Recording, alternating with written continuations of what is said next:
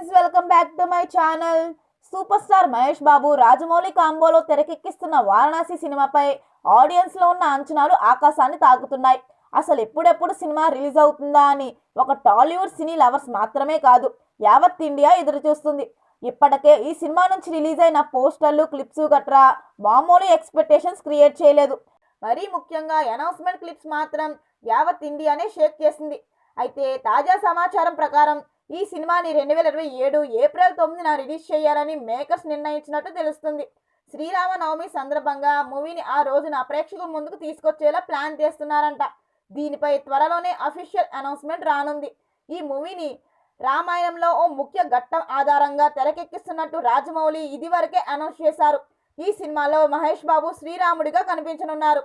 మరిన్ని వీడియోల కోసం మన ఛానల్ని సబ్స్క్రైబ్ చేయడం మర్చిపోకండి.